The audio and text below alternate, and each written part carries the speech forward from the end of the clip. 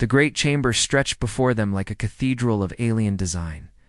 Taman walked forward with measured steps, his boots clicking against the crystalline floor. Behind him, Dayun carried a data tablet containing humanity's petition to join the Galactic Council.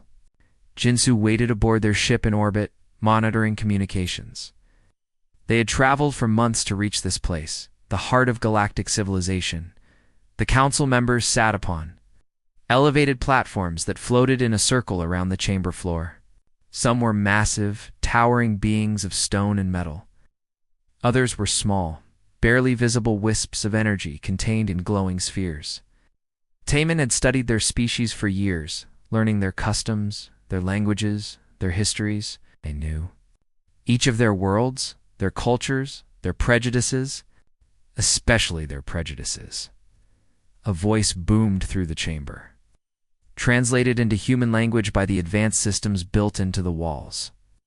The speaker was a crystalline entity, its body refracting light into rainbow patterns. The creatures from Earth request admission to our council. They wish to be considered equals among the civilized species of the galaxy. Laughter echoed through the chamber. Not all the council members laughed, but enough did that Taman felt his jaw tighten. He kept his face calm. Do-yoon touched his arm gently, a reminder to stay focused. They had expected this reaction. Let them present their case, another voice said. This one belonged to a being that resembled a floating mass of tentacles. We should at least hear what they have to say before we dismiss them. Taman bowed slightly, a gesture of respect. Honored council members, humanity comes before you in peace. We seek only to join the community of galactic civilization. We offer our friendship, our knowledge, and our willingness to contribute to the greater good. Your knowledge? The crystalline being's voice dripped with mockery. What knowledge could you possibly offer? Your species has barely left its own solar system. You use chemical rockets and primitive fusion drives. Your weapons are simple explosives and basic energy projection. Your medicine is crude cutting and stitching of flesh. Dayun stepped forward. She activated her tablet, projecting holographic images into the center of the chamber. We have made progress in many fields. Our understanding of quantum mechanics, our developments in artificial intelligence, our advances in biological engineering. Toys, a new voice interrupted. This being was covered in scales, with multiple eyes that blinked independently. We mastered these technologies 10,000 years ago. What you call advances, we call ancient history. The floating tentacled being spoke again, its voice more measured. You must understand, humans, that the Council represents the pinnacle of galactic civilization. We maintain order across thousands of worlds. We prevent wars, settle disputes, and guide lesser species toward enlightenment. Membership in our council is not given lightly. Taman nodded slowly. We understand the responsibility. Believe we are ready to shoulder it alongside you. Ready? The crystalline being laughed again. We have examined your history, humans. Your species has known space travel for barely a century. In that time, you have waged 3 major wars among yourselves. You still struggle with basic planetary governance. You cannot even unite your own world under a single authority. Our diversity is our strength, Dayun said quietly. It's different perspectives, different approaches to problems, different excuses for conflict, the scaled being countered. We have seen species like yours before. Young, aggressive, convinced of their own importance. They all learn the same lesson eventually. The galaxy is vast, and you are insignificant. Taman felt anger rising in his chest, but pushed it down. Back on Earth, Admiral Hanwoo had warned him this would happen. The Council viewed humanity as primitives, barely worth their attention. That perception was crucial to the plan. Do not claim to be your equals in technology or experience, Taman said carefully. We simply ask for the chance to learn from you, to grow under your guidance. The tentacled beings seemed to consider this. Several council members conferred among themselves, their voices too low for the translation systems to pick up clearly. Finally, the crystalline being spoke again. We have decided to offer you a compromise, humans. You may not join the council as equals, but we are willing to extend our protection to your world. You will become a protectorate of the council. We will defend you from external threats, provide you with limited access to our knowledge, and guide your development. In exchange for what? Dayun asked. Resources, the scaled being said bluntly. Your world is rich in rare minerals. People can provide labor for projects throughout Council space, and you will, of course, accept Council oversight of your government and military. We cannot allow primitives to run wild with weapons that might threaten civilized worlds. Taman exchanged a glance with Dayun. This was exactly what Hyan Wu had predicted. The Council did not want partners. They wanted servants. We need time to consider this offer, Taman said. You have one standard galactic year, the crystalline being announced. Accept our generous terms or face the consequences of isolation. And perhaps more than isolation, if you prove troublesome. The galaxy is dangerous for species without protection. The threat was clear. Submit or be conquered. Taman bowed again, deeper this time. We thank the Council for their time and consideration. We will return to Earth and present your offer to our people. As they walked back through the long corridors toward their docking bay, Dayun spoke softly. They truly believe we are helpless. Good, Taman replied. Let them believe it. Let them think we have no choice but to surrender. Jinsu was waiting when they boarded the ship. How did it go? Exactly as planned, Taman said, settling into his seat. They see us as primitive weaklings. They have no idea what is coming. Dayun pulled up a hidden file on her tablet, one that contained humanity's true technological capabilities. Projects that had been developed in secret for decades. Weapons, defenses, strategies that the Council could not imagine. When do we tell them the truth? When it is too late for them to do anything about it, Taman said. His voice was cold now, the diplomatic mask falling away. Take us home, Jinsu. We have work to do. The ship lifted from the docking bay and turned toward the distant spark of light that was Earth's sun. Behind them, the Council continued their deliberations, confident in their superiority. They had no idea they had just made the greatest mistake in their long history. They had given humanity a deadline, and humanity would use every second of it to prepare for war. 6 months had passed since the Council delivered their ultimatum. Fleet Commander Rothel sat in his command chair, reviewing the intelligence reports on humanity for the 100th time. The data was clear and consistent. Humans possessed basic fusion technology, simple kinetic weapons, and minimal defensive capabilities. His fleet of 40 warships would be more than enough to intimidate them into submission. Sir, we are approaching the human home system, his navigation officer reported. The officer was a thin creature with 4 arms, each manipulating different controls simultaneously. Maintain battle formation, Rothel ordered. I want our weapons powered, but not locked. This should be a show of force, not an actual engagement.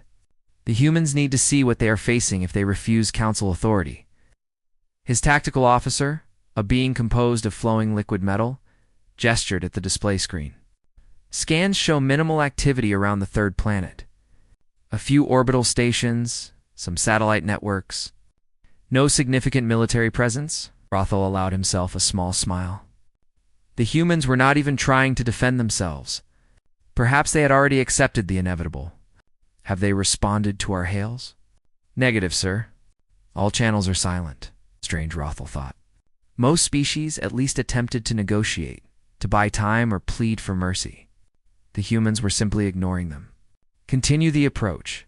Prepare a landing force. We will occupy their primary government centers and install Council oversight immediately. On Earth's moon. Inside a facility buried deep beneath the gray dust, Engineer J1 watched the alien fleet on his monitors. Beside him, Physicist Meeson checked power readings from the network of concealed weapons platforms orbiting Earth. Both wore thin smiles. They are in position, J1 said quietly. All 40 ships right where we predicted they would be. I soon tapped commands into her console. Quantum disruption cannons are charged and ready. Point defense grids are online. Kinetic accelerators have target locks. Should we warn them? J1 asked, though he already knew the answer. No, Meeson said. They made their choice when they came here to threaten us. Admiral Hyan Wu was clear. We show no mercy to those who would enslave humanity. J1 opened a secure channel to Earth's command center. Admiral, the enemy fleet is in optimal position. All weapon systems are green. awaiting your order. Hyenwoo's voice came back calm and steady. Begin the operation.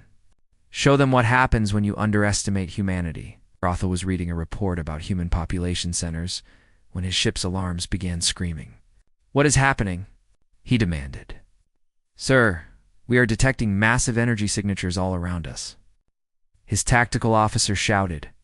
Multiple weapons platforms are powering up. They were hidden, disguised as debris and satellites. Impossible, Rothel said. But even as he spoke, the first shots tore through his fleet. What appeared on sensors were not the primitive kinetic weapons humans supposedly possessed. These were quantum disruption beams that tore apart matter at the molecular level. His lead ships simply came apart, their hulls dissolving into clouds of atoms. Evasive maneuvers. Rothel ordered, but the human weapons platforms had been positioned perfectly. Every direction he turned, more weapons opened fire. His ships were trapped in a web of devastating firepower. Masson watched the tactical display with satisfaction. Years of work had gone into this moment. While the Council had laughed at human technology demonstrations, she had been developing weapons based on principles the aliens thought humans were too primitive to understand. The quantum disruption cannons had required breakthroughs in physics that pushed the boundaries of known science. Target their command ship, she ordered her weapons team. Let us send a clear message. Rothel felt his ship shudder as beam after beam hammered into the shields. Return fire. All weapons, fire at will. His crew obeyed, but their targeting systems could barely track the human platforms. They moved with impossible precision, coordinated by an artificial intelligence network that predicted every move the alien fleet made. For every shot the Council ships landed, the humans fired 10. Did shields at 40%, his engineer reported, panic creeping into the usually calm voice. Hull breaches on decks 5 through 12. We cannot sustain this much longer, Rothel made a decision. All ships, retreat. Emergency jump now. But the humans had thought of that too. J1 activated gravity well generators that made faster-than-light travel impossible. The alien ships were stuck, unable to escape the killing field humanity had prepared for them. They are trying to run, J1 reported. The gravity wells are holding them in place. Finish it, Maysoon said coldly. The human weapons platforms concentrated their fire. One by one, the Council ships were destroyed or disabled. The battle, if it could even be called that, lasted less than 3 hours. Of the 40 ships that had come to intimidate humanity, only 5 escape pods managed to break through the gravity wells and jump away. Rothel was not among the survivors. His command ship had been the first to fall after he refused to surrender. The humans had given no quarter, shown no mercy. They had simply demonstrated that they were not the weak primitives the Council believed them to be.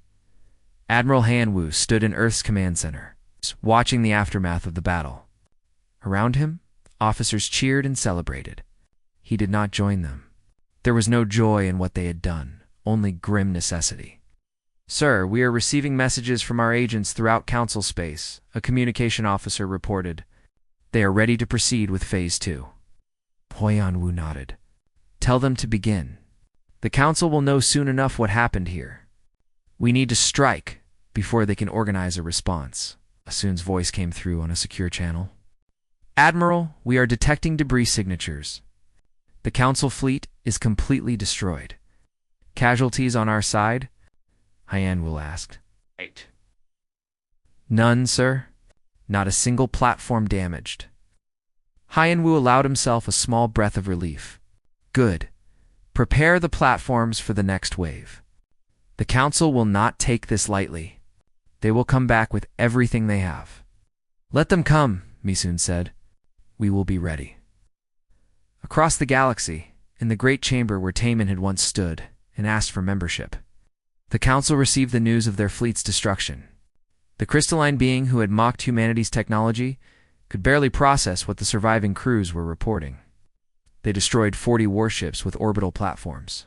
Another Council member asked in disbelief, That is impossible. Our intelligence said they had nothing capable of such power. Our intelligence was wrong, the tentacled being said quietly. Or the humans lied to us. They made us believe they were weak. Then we will show them the price of deception, the scaled being hissed. We will gather the full might of the Council fleets and crush their world completely. But even as the Council made their plans for revenge, humanity was already moving. Ships that had been disguised as merchant vessels for years suddenly revealed their true nature. Human agents activated throughout Council space and on Earth. Scientists like Mysoon and engineers like Ba, J1, prepared even more terrible weapons. The Council had believed humanity was primitive and weak. That belief had cost them a fleet. Soon, it would cost them much more. The war had begun, and humanity intended to win it, no matter what the cost. The Council chamber erupted in chaos. Representatives from hundreds of worlds shouted at each other, demanding action, calling for blood. The destruction of Rothel's fleet had shaken the foundation of their authority. For the first time in millennia, someone had dared to strike back at the Council with real force, the crystalline being raised its voice above the noise. Order. We must have order. The chamber slowly quieted. The humans have committed an act of war against the Council. This cannot stand. We will mobilize our full military might and crush their world completely. I propose immediate action, the scale being added. We should deploy the core battle fleets. Turn their planet to ash. Make an example that will echo through the galaxy for generations. The vote was swift and unanimous. Every council member agreed. Humanity would be destroyed. General Sangho received the intelligence report in his underground command center on Earth. The council had declared total war. Their fleets were mobilizing across dozens of systems. The full weight of galactic civilization was turning toward humanity with one purpose: annihilation. How long do we have? He asked his intelligence officer. 3 weeks, maybe 4, before their main forces can assemble and reach us, the officer replied. They are pulling ships from border patrols, garrison duties, everything. Sangho smiled grimly. Then we have 3 weeks to tear apart their entire empire. Initiate Operation Fracture. All teams, all systems, simultaneous activation. Across council space, hundreds of human operatives who had spent years blending into alien society received their orders. They had posed as traders, laborers, technicians, anything that would give them access to critical infrastructure. Now they revealed their true purpose. Captain Bora stood before the council's primary communications relay, a massive structure floating in deep space. Her team of 6 had spent 2 years working as maintenance crew on this station. The alien supervisors barely paid attention to the human workers, considering them simple laborers fit only for basic tasks. Charges are set, her demolition expert reported. We have 15 minutes. Biora opened a channel to her ship, hidden in a nearby asteroid field. We are ready. Begin the evacuation. The team moved quickly through the station's corridors. They encountered a patrol of Council security forces. The aliens looked surprised to see humans running through restricted areas. That surprise lasted only a moment, before Biora's team eliminated them with weapons that had been smuggled aboard piece by piece over months. They reached their escape shuttle, just as the charges detonated. The communications relay, which coordinated fleet movements and diplomatic messages across a third of Council space, simply ceased to exist. Thousands of alien ships suddenly found themselves unable to communicate with Central Command. Tactician Kyunghae coordinated 17 similar strikes from her position aboard a stealth ship in the Outer Rim, military supply depots, fuel refineries, shipyards, all carefully selected targets that would cripple the Council's ability to wage sustained war. Human teams struck simultaneously, overwhelming Council security through speed and surprise. Target 7 is destroyed, one team reported, moving to secondary objective. Target 12 reports heavy resistance. Another channel crackled. Requesting support. Kung Hee pulled up tactical data. Negative on support. Complete your mission and extract. We cannot spare resources to rescue anyone. Her voice was cold, professional. This was war, and war required hard choices. But the military strikes were only half of humanity's plan. Diplomat Su Jin sat before a camera in a secure broadcasting facility. Behind her, Donghayan worked frantically to break through Council security protocols and access their entire communications network. I am in, Donghayan announced, broadcasting in 3, 2, 1. Sujin began to speak. Her message was transmitted simultaneously to every world in Council space, overriding official channels. People of the galaxy, I am Sujin of Earth. For too long, you have been told that the Council represents order and civilization. I am here to show you the truth. The screens behind her, filled with classified documents, video recordings, financial records, evidence of corruption, exploitation, and atrocities committed by Council leadership. Wars started to acquire resources. Species enslaved under the guise of protection. Technologies suppressed to maintain the ruling species' dominance. The Council calls us primitive, Sujin continued. They say we are too violent, too aggressive for civilized society. But look at what they have done. Look at the suffering they have caused while claiming to bring peace. On the world of Kelroth, a species that had chafed under Council rule for centuries. The population watched Sujin's broadcast in stunned silence. The evidence she presented confirmed suspicions they had held for generations. Within hours, riots broke out. The local Council garrison found itself besieged by an angry population that outnumbered them thousands to one. Similar scenes played out across. The Council's alliance, held together by fear and propaganda, began to fracture. Member species saw the truth about their supposed benefactors and decided they had endured enough. In the Council chamber, the leadership watched their empire begin to crumble. This is a disaster, the tentacled being said. We are fighting wars on multiple fronts. Our own members are rebelling. Then we crush the rebellions along with the humans, the crystalline being insisted. We will restore order through force. With what forces? The scaled being asked bitterly. Half our fleet cannot communicate with command. Our supply lines are broken, and now we face uprisings on our own worlds. Deep in Council territory, exploration specialist Ji-hoon met with representatives from 3 species considering rebellion. He had spent years building relationships with these people, earning their trust, showing them that not all powerful species sought to dominate others. We can help you, Ji-hoon told them. Earth will provide weapons, training, support. But you must act now, while the Council is distracted. One of the alien representatives, a being with iridescent skin, spoke hesitantly. If we do this and lose, the Council will exterminate our entire species. If you do nothing, the Council will continue to exploit you forever, Ji-hoon replied. Yes, this is dangerous. Yes, you might die. But at least you will die fighting for freedom rather than living as slaves. The aliens looked at each other. Finally, the iridescent being nodded. We will join your rebellion. What do we need to do? Back on Earth, General Sangho watched the tactical map with satisfaction. Red markers indicated Council forces, now scattered and disorganized. Blue markers showed human strike teams wreaking havoc across the Empire. Green markers represented newly rebellious worlds, each one another problem for the Council to deal with. The Council is deploying their core fleets, his intelligence officer reported. High Commander Vexstar is leading them personally. They are gathering at the Antari staging area. Sung-ho studied the map.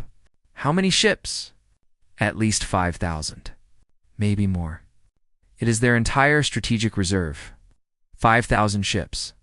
Even with humanity's technological advantages, those numbers were overwhelming. Get me strategist Yuna. We need a new plan. Yuna arrived within minutes. She looked tired, but alert. You heard about Vexter's fleet? I did. We cannot fight them directly. Even our best weapons cannot handle those numbers. No, Yuna agreed. But we do not have to fight them directly. She pulled up files on her tablet. Research Director Heijin has something special prepared. We have been saving it for exactly this situation. Show me, Sung-ho said. Yoon-Ah smiled. Have you ever heard of adaptive nanotechnology? Across the galaxy, the Council's empire was burning. Their fleets were scattered, their authority challenged, their secrets exposed. And they still did not understand what they were truly facing. They thought humanity was simply another aggressive species seeking power.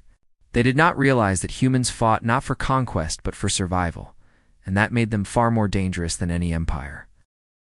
High Commander Vexstar stood on the bridge of his flagship, surveying a fleet that stretched across space like a metal ocean. 5,000 warships, each one a masterpiece of council engineering, each one powerful enough to reduce a planet to rubble. This was the full might of galactic civilization, assembled for one purpose: the complete destruction of humanity. "All ships report ready, Commander," his tactical officer announced. The officer was a tall being with crystalline armor covering its body. "Good," Vexter said. "The Council has given me absolute authority to end this human threat. We will jump to their home system, overwhelm any defenses they have prepared, and turn their world to glass. This rebellion ends today." He had studied the reports of Rothalest's defeat carefully. The humans had used deception and prepared positions to destroy that fleet.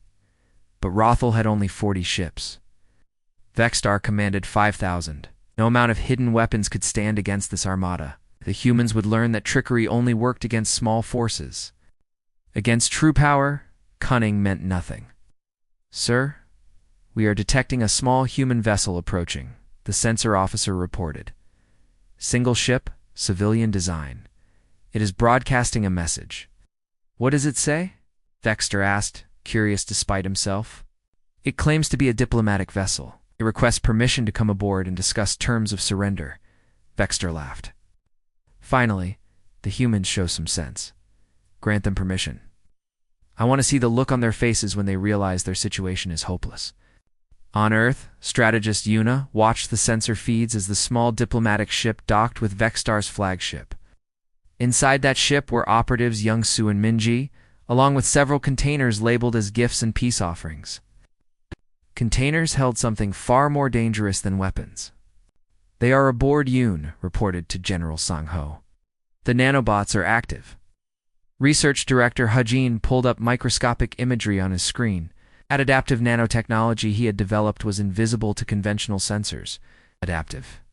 Nanobot was smaller than a grain of sand, programmed with sophisticated artificial intelligence.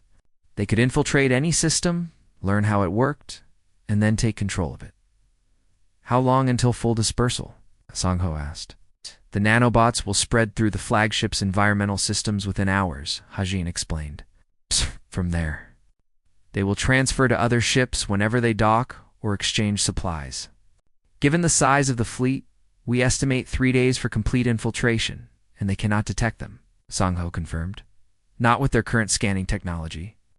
The nanobots are designed to mimic normal particles in the air and water. They are completely invisible until we activate them." Youngsu and Minji stood before High Commander Vexstar in his command chamber. The alien commander looked at them with barely concealed contempt. Around them, guards stood ready with weapons, watching the humans carefully. "So, you come to surrender," Vexstar said. "A wise choice. Perhaps some of your species will be allowed to live as servants to the Council." Youngsu bowed respectfully. "I come to ask for mercy, Commander. Humanity realizes we made a terrible mistake. We should never have resisted the Council's authority." "No, you should not have," Vexter agreed. "Your resistance has cost thousands of lives and destabilized the entire galaxy. The price for your arrogance will be severe." Minji stepped forward, offering a small container. "We bring gifts as a sign of good faith, samples of Earth culture, art, technology. Perhaps they will help you understand our people better." His guards inspected the containers, but found nothing dangerous. Just data storage devices, cultural artifacts, harmless items. They allowed the gifts to be presented. Vexstar barely glanced at them. "Your gifts mean nothing," the commander said. "But I will allow you to return to your people with my message. Humanity has 1 week to dismantle all military forces and submit to complete council oversight. If you refuse, I will reduce your world to ash. Every city, every settlement, every trace of your civilization will burn." "We will deliver your message," Youngsu said quietly, as the diplomatic ship departed. Vexstar returned to his preparations for the final assault on Earth. He did not notice the microscopic particles that had been released when the containers were opened. He did not see the nanobots spreading through his ship's environmental systems, multiplying and dispersing. Within hours, every breath he took contained thousands of them. 3 days later, Vextar gave the order to advance on Earth's solar system. His fleet jumped as one, 5,000 ships emerging from faster-than-light travel in perfect formation. They found Earth's defenses waiting, the same orbital platforms that had destroyed Rothel's fleet. Pathetic, Vextar said. They think the same trick will work twice? All ships spread out. Multiple attack vectors overwhelmed their defenses through sheer numbers. But as his fleet began to move, something went wrong. Ship after ship reported control system failures. Navigation went offline. Weapon systems refused to respond. Communication channels filled with panicked voices as captains realized their vessels were no longer under their command. "What is happening?" Vextar demanded. His tactical officer worked frantically at the controls. "Sir, something is interfering with our systems. It is like the ships have minds of their own." On Earth, Hagen activated the command protocol. Throughout the Council fleet, billions of nanobots suddenly revealed their presence. They had spent 3 days learning every detail of the alien ship's systems, mapping their code, understanding their architecture. Now they took control. "Activation successful," Hagen reported. "We have command authority over 97% of the enemy fleet." Yuna allowed herself a small smile. "Begin the demonstration." Vextar watched in horror as his ships turned their weapons on each other. The vessels he commanded, the pride of Council military engineering, began firing without orders. Explosions bloomed across the fleet as ship destroyed ship in a choreographed dance of destruction. "Override codes," Vextar screamed. "Emergency. Shut down protocols." Ow. "Nothing is responding, sir," his officer replied, voice filled with terror. "We have no control." Within minutes, half of Vextar's fleet was destroyed or disabled. The remaining ships that the nanobots had not fully infiltrated tried to retreat, but Earth's orbital platforms opened fire, picking off the fleeing vessels one by one. Vextar's flagship shuddered as its own weapon systems turned inward, beginning to tear the ship apart from within. He stood in his command chamber, watching his fleet die, and finally understood the truth. Humanity had never been primitive. They had simply allowed the Council to believe that lie while they prepared weapons beyond anything the galaxy had seen. "Sir, we must evacuate," his tactical officer urged. "No," Vextar said quietly. "There is nowhere to run, nowhere to hide. We underestimated them, and now we pay the price." The flagship exploded in a brilliant flash of light. High Commander Vextar, the Council's greatest military leader, died never knowing exactly how the humans had beaten him. The secret of the adaptive nanotechnology would remain humanity's weapon, a trump card they could use again if needed. Across Council space, the news of the fleet's destruction spread like wildfire. The species already in rebellion took heart. Ow. If humanity could destroy 5,000 warships without losing a single ship of their own, perhaps the Council was not invincible after all. Explorer Ji-hoon met with the coalition of rebellious worlds he had been organizing. "The Council's core fleet is gone," he told them. "Now is the time to strike. Drive out their garrisons. Claim your freedom." Medical Officer Sumen arrived on the first liberated world, bringing supplies and aid. She treated wounded rebels, both alien and the few humans who had been fighting alongside them. "We do not come as conquerors," she told the grateful population. "We come as friends, as allies in the fight for freedom." On Earth, General Sang-ho watched the Council's empire collapse. World after world declared independence. Council forces, leaderless and demoralized, surrendered or fled. The mighty galactic civilization that had ruled for millennia was fragmenting into dozens of independent powers. "We won," one of his officers said, voice filled with wonder. "We survived," Sang-ho corrected. "The war is over, but the consequences of what we did are just beginning." He looked at the tactical display, at all the red markers turning green or neutral. "We proved we could be just as ruthless as any species in the galaxy. The question now is whether we can be better than what we had to become." The trial chamber was far different from the one where Taman had once stood, pleading for humanity's admission to the Council. Gone were the floating platforms and arrogant voices. Instead, simple seats arranged in rows, faced a raised platform where Judge Yoon Kyung presided. The former council leaders sat in special containment fields, their powers stripped away.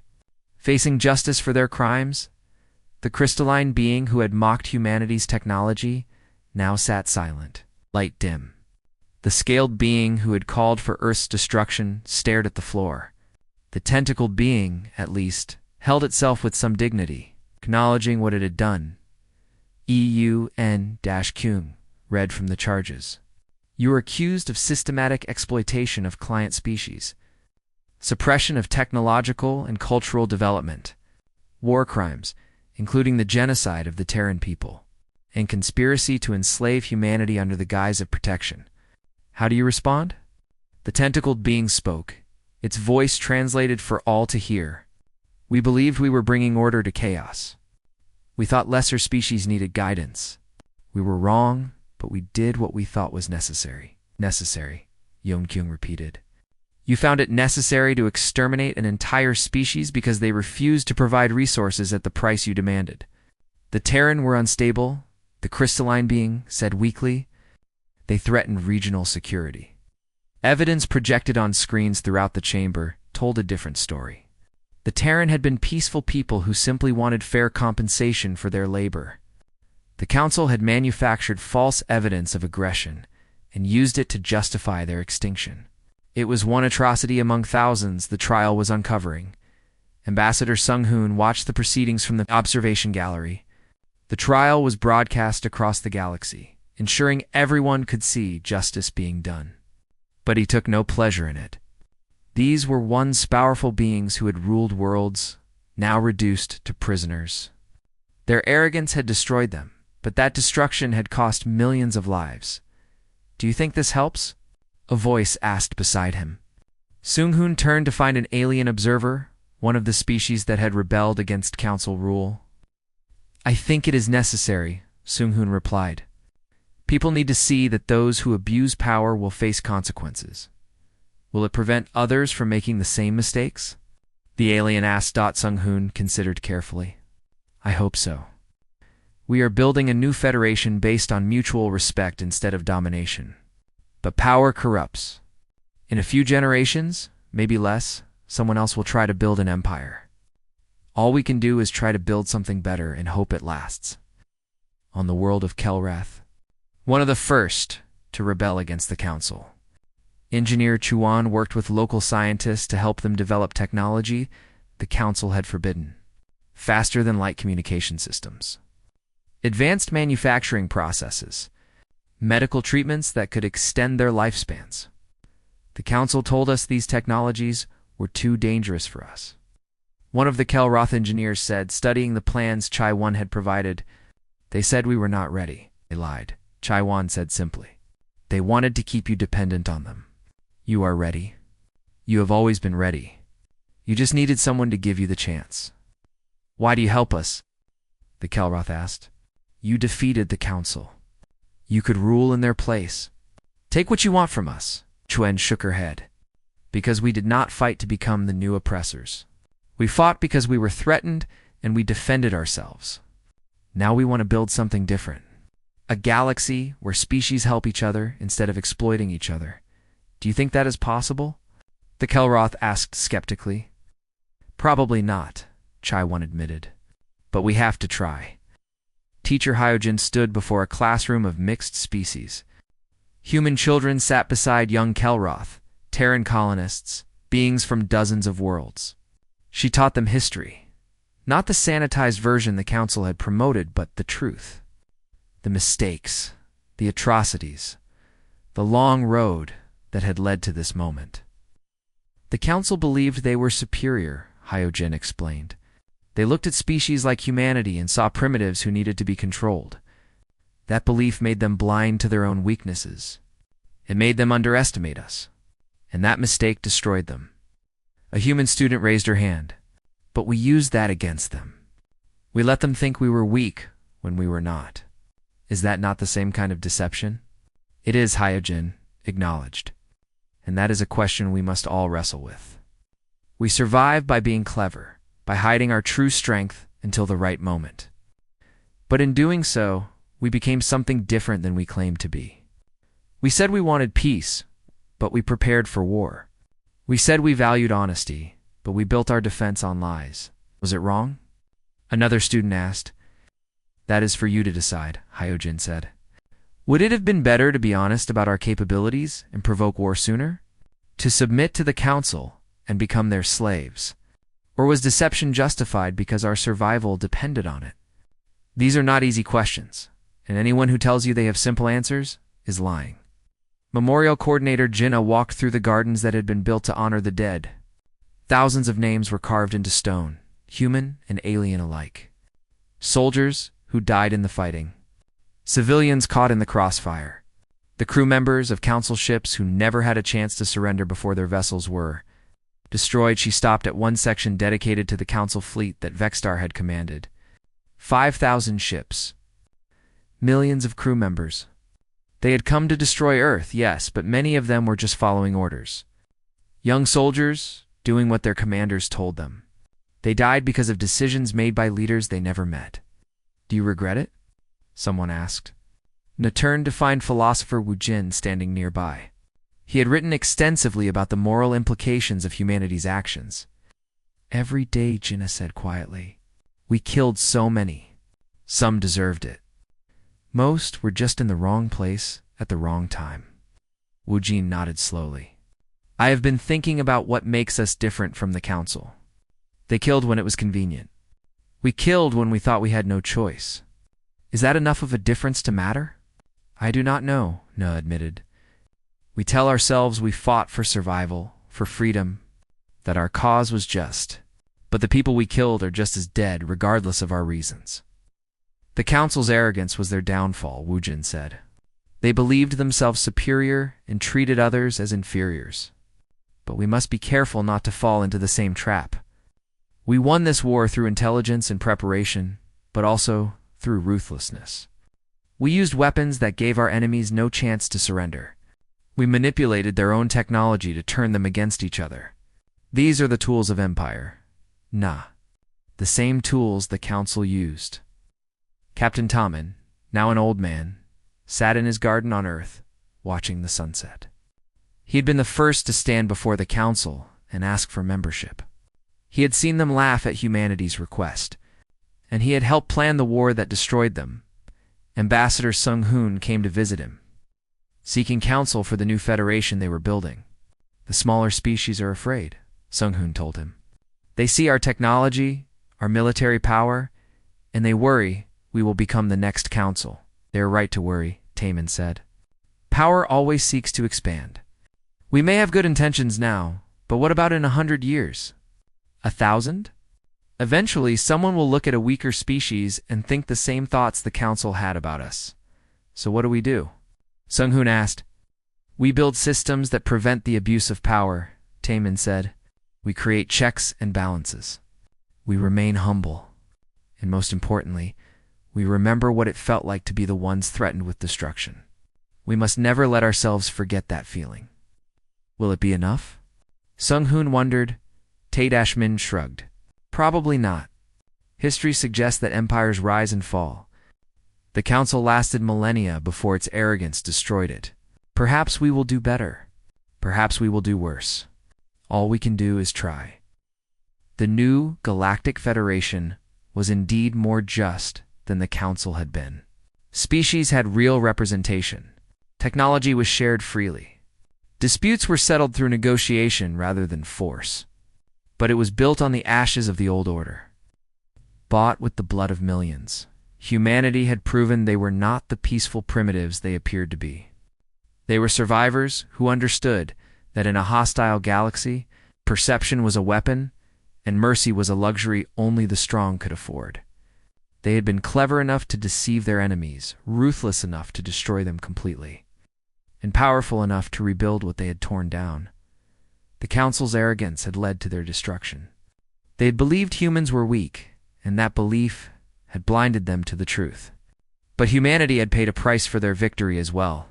They had become what they needed to be to survive, and in doing so, they had revealed a darkness within themselves they could never fully escape. The consequence of the council's deeds was indeed their end. But the consequence of humanity's deeds was a galaxy that would never again look at them as harmless primitives. They were now known as they truly were, survivors who would do whatever necessary to protect their own. And that knowledge, that reputation, would shape the future of the galaxy for generations to come.